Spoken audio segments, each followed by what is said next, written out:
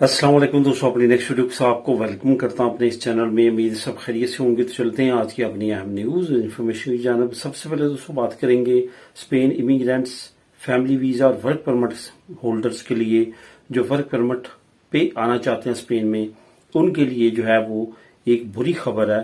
इसको डिटेल के साथ आप लोगों से शेयर करूंगा और इसका लिंक भी आपको प्रोवाइड करूंगा। ट्रैवल हिस्ट्री के बारे में दो अहम मालूमात हैं जो आपके लिए जानना बहुत ज्यादा जरूरी है, जिसपे काफी दोस्तों के कमेंट्स भी आ रहे हैं। इसको कवर करूंगा। स्पेन में लीगल होने का आसान तरीन तरीका कौन सा है, इस पे काफी दोस्तों ने कमेंट किए हैं। इसका आपको हल दूंगा, जवाब दूंगा। उसके बाद पुलिस बड़ी कार्रवाई, एक बड़े गिरोह को पकड़ा गया है। वो गिरोह क्या करता था इमिग्रेंट्स के साथ, किस तरह से आपने ऐसी गिरोह से बच के रहना है जो कि आपके लिए भी तबाही का बायस बन सकता है, इस पे बात करेंगे वीडियो के आखिर में। तो दोस्तों वीडियो की डिटेल्स की तरफ जाने से पहले आपको बताता चलूं कि कौन कौन से लिंक्स जो हैं वो आपको डिस्क्रिप्शन में मिलेंगे, जिसको आप क्लिक करके खुद भी रीड कर सकेंगे। एक तो जो स्पेन इमिग्रेंट्स, फैमिली वीजा और वर्क परमिट्स, कोई भी इस तरह खीरिये से रिलेटेड काम है, उसके लिए जो बुरी खबर आई है वो आपको जो मैं शेयर करूंगा उसका लिंक नंबर 1 आप नीचे उसको खुद भी क्लिक करके रीड कर सकेंगे।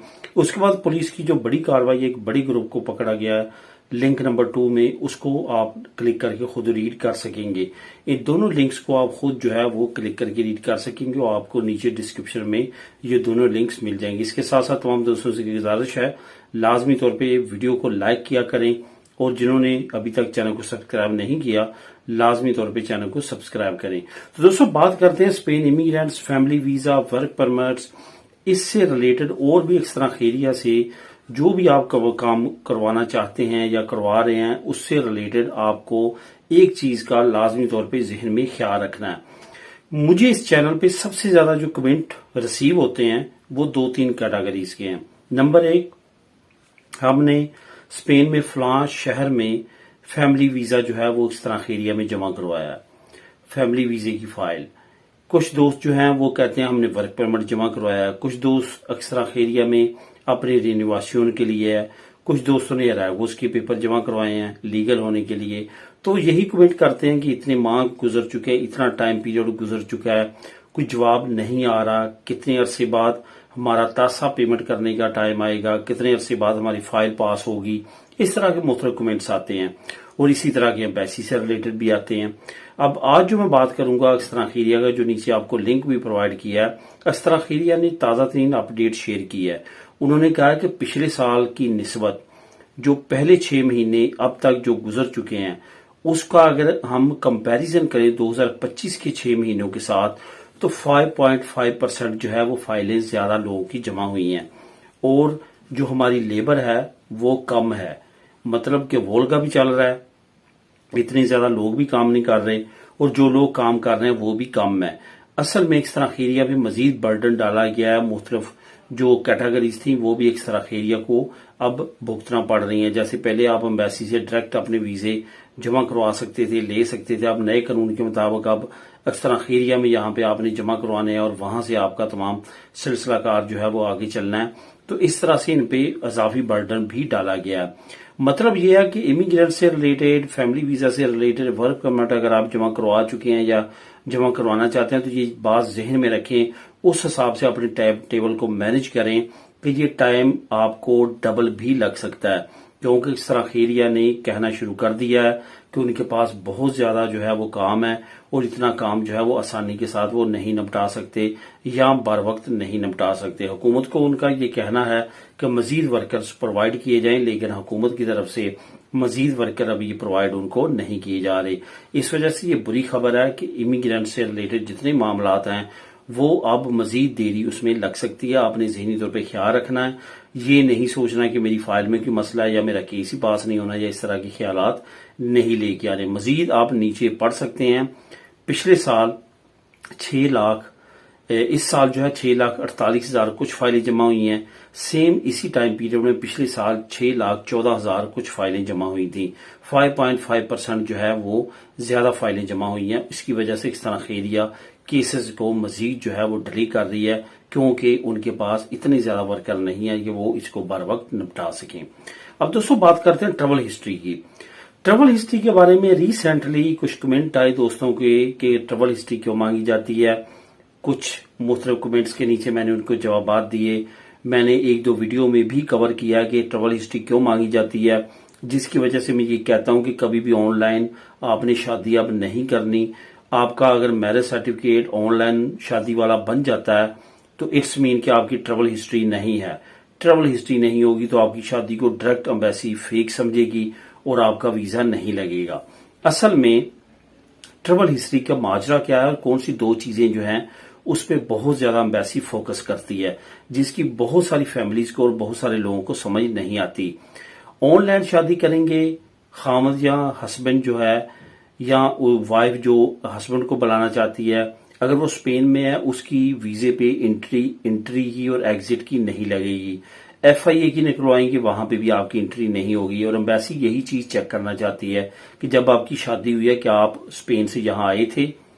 अगर आए थे तो फिर आपकी शादी को जेन्युइन समझा जाएगा, नहीं आए थे तो इट्स मीन उसमें कोई शक व शुबा है या वो फेक शादी है, वो डायरेक्ट इसको फेक शादी मांगेंगे।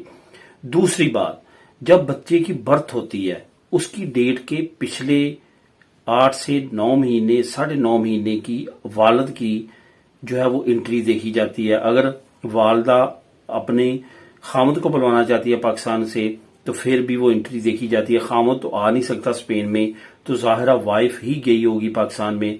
तो बच्चे की पैदाइश का एस्टिमेट भी वो लगाते हैं कि क्या ये बच्चा जो है, उससे वो पता करने की जज करने की कोशिश करते हैं कि क्या ये बच्चा रियल इसी फादर का है या इसी वालदा का है। तो DNA बाज़ औक़ात इस सूरत में वो नहीं करते, ट्रैवल हिस्ट्रियों से ही तमाम तहकीकात कर लेते हैं।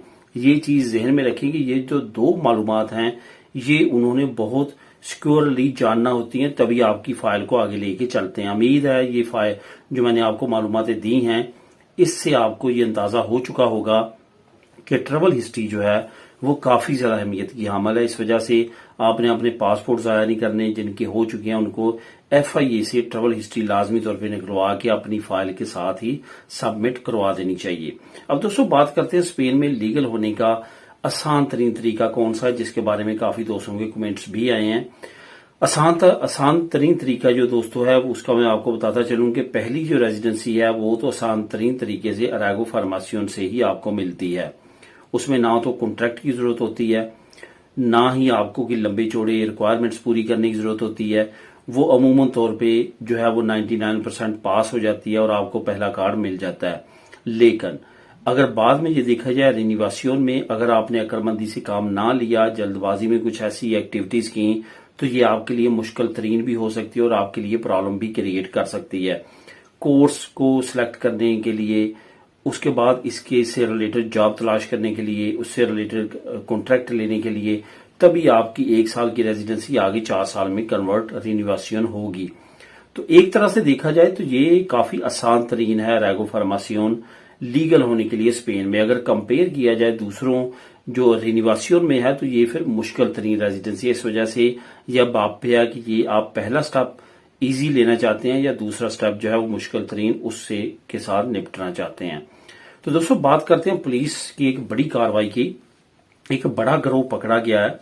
ये गिरोह 4-5 शहरों में फैला हुआ था, जिसमें बार्सिलोना भी है, मैड्रिड भी है, वेलेंसिया भी है और दूसरे कुछ शहर हैं। तमाम डिटेल नीचे आपको लिंक नंबर 2 में भी मिल जाएगी। ये गिरोह क्या करता था, 8,000, 5,000, 1,000 ये इनका डिफरेंट रेट था। 5,000 में आपको ये पासपोर्ट तक दिलवाते थे स्पेन का, लेकिन जैली। उसके बाद परमानेंट रेजिडेंसी 3,000, 5,000 में जहां मुर्गा फंसा वहां पे उसको डाल दी रेजिडेंसी फेक।